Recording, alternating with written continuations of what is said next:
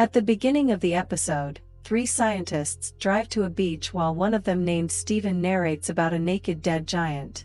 The day before, a massive storm had hit the sea which washed up a dead body of a giant to the shore. The surprised local fishermen contacted the officials who at first refused to believe such atrocious news. But as people began to visit the beach and return back with crazy stories, the scientists decided to go see for themselves. And so, Steven and his colleagues, who thought that everyone was just bluffing about the dead giant, now stand before him. A crowd surrounds the corpse, scared to touch it before being absolutely sure that it's safe. Steven's colleagues guess that the man weighs anywhere around 80 tons. Steven narrates that the vast proportion of his features makes it difficult for them to figure out his age, but looking at the giant's defined nose and mouth, he believes that he had been a young man with a modest temper. The three go around the giant's body inspecting him. Steven sees a pool of water that had been collected in the corpse's palm where tiny fishes swim. Steven says that beyond the size of the giant, the simple fact that he exists surprises him the most. He compares the giant's existence to the crowd on the beach and concludes that they are just imperfect and puny copies of him. As Steven looks at the creature mesmerized, his colleague climbs on top of the corpse's chest and waves towards the crowd indicating that it is safe to come near it. The people run towards him while cheering and climb on top. Some of them comment that the body is rubbery and bouncy. Children start playing on his chest, trashing it with their shoes. Steven, however, doesn't touch or climb on it. He and his colleagues stare at the giant from afar while writing on their notes. As time passes by, the people get enough of playing with the dead giants, and everyone returns home. After 3 days, Steven visits the beach again.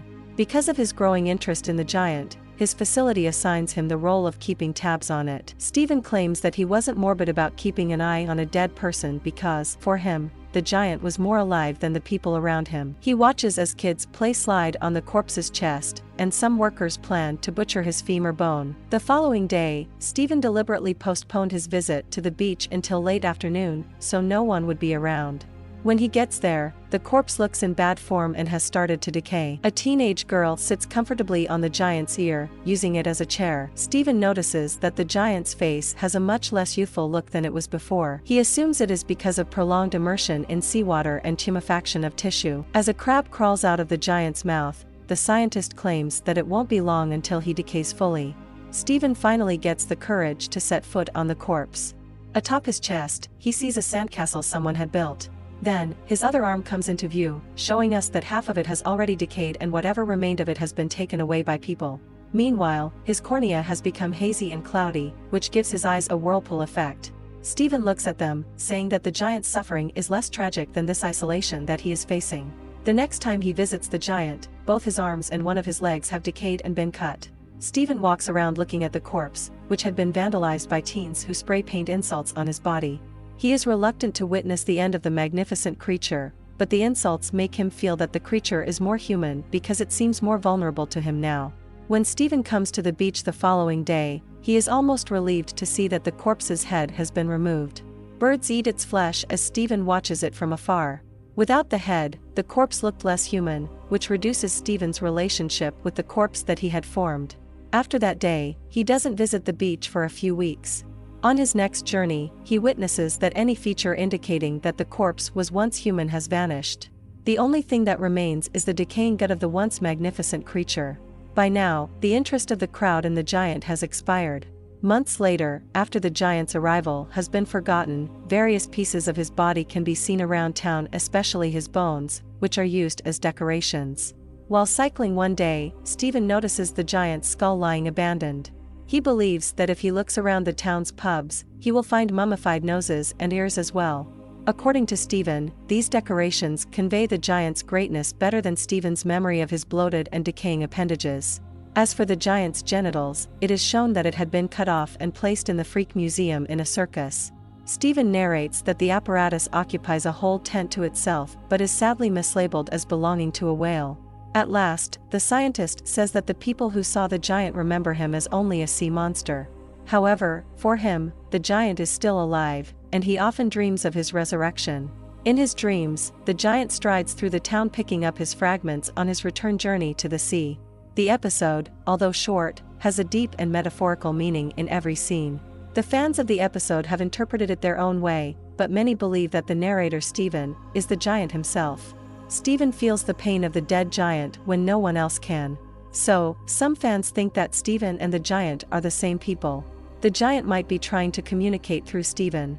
Moreover, the way Stephen describes several stages of the decaying of the corpse in such detail makes one wonder if he is the one going through the stages. The decaying of the giant's corpse is also seen as a metaphor for several things. The narrator, Stephen, observes the decaying of the corpse very closely at every stage. First, he sees the process that was supposed to happen, that is his body decaying by the passage of time. Then he notices people starting to amputate the corpse, treating it as a commodity. And the way humans treat him poorly showed him the extent of consumerism and exploitation that is considered normal in today's world. As the story progresses, Stephen begins to question what it means to be human and when do we decide that we have lost humanity. Until the corpse had a head, he thought of it as a human just like him and the others around him. In fact, he believed that the giant was more of a human than tiny creatures like himself. However, after Stephen's sympathy towards the giant dropped when he saw him only as a mass of flesh. Throughout the episode, we do not know who the giant is or where he came from. Rather, the drowned giant focuses more on the contrast of Stephen and other people's feelings towards the giant. In the book itself, J.G. Ballard concludes with the detail about the giant's appendage being displayed in a circus. This is to emphasize how much the giant was humiliated, although being a greater existence than them all. It also denotes human superficial and exploitative nature. Moreover, his genitals were labeled to be of a whale's, and his bones were mere decorations for the people. Here, it is clear that the giant has been completely stripped of his humanity. However, Stephen describes the genitals and decorated bones as the only things that convey how magnificent of a being the giant was. Although he loves and remembers the creature more than anyone else, he believes that his memory of his decaying body would have never conveyed his greatness as his preserved body parts do.